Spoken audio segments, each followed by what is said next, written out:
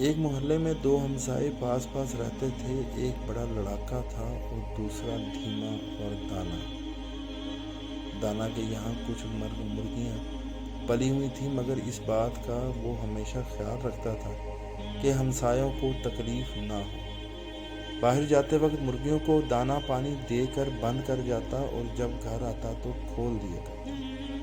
ایک دن یہ گھر میں موجود نہ تھا کہ مرغیاں کسی طرح کھانچے سے باہر نکل آئیں اور انہوں نے لڑاکے ہمسائے کے گھر جا کر کہیں بیٹ کر دی، کہیں زمین کھود کر گڑھے ڈال دیے، الغرض ہر جگہ کوڑا کرکٹ پھیلا دیا۔ لڑاکے نے دیکھا تو مارے غصے کے بیسیوں ہی گالیاں دیں اور جل بھن کر ایک مرغی کی گردن بھی مروڑ ڈالی۔ یہ غصے میں بھرا ہوا ابھی بک ہی رہا تھا کہ دانا بھی آ پہنچا، جس سے گھر والوں نے شکایت کی کہ اس کے ہمسائے نے ناحق گالیاں دے کر اتنا شور مچا رکھا ہے، ذرا جا کر پوچھو تو صحیح، اگر جانور آپ سے آپ نکل گئے ہیں تو اس میں ہمارا کیا قصور ہے؟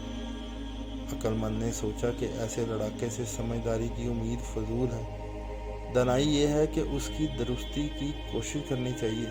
یہ سوچ کر وہ ہمسائے کے گھر گیا اور نرمی سے کہا، آج کسی طرح آپ سے آپ کی مرغیاں نکل گئی تھیں، مجھے افسوس ہے کہ انہوں نے آپ کو تکلیف پہنچائی، لائیے میں آپ کے صحن میں جھاڑو دے دوں اور کچھ نقصان ہوا ہے تو وہ بھی پورا کر دوں۔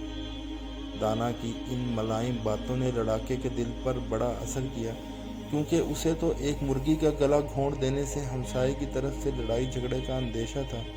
اس نے فوراً دانا سے معافی مانگی اور پھر کبھی ایسی حرکت نہ کرنے کی یقین دہانی کرائی جس سے دوسروں کو کوئی تکلیف پہنچے۔ بے شک ہمیں بھی ہر کام سوچ سمجھ کے کرنا چاہیے اور جلدی کا عمل شیطان کی طرف سے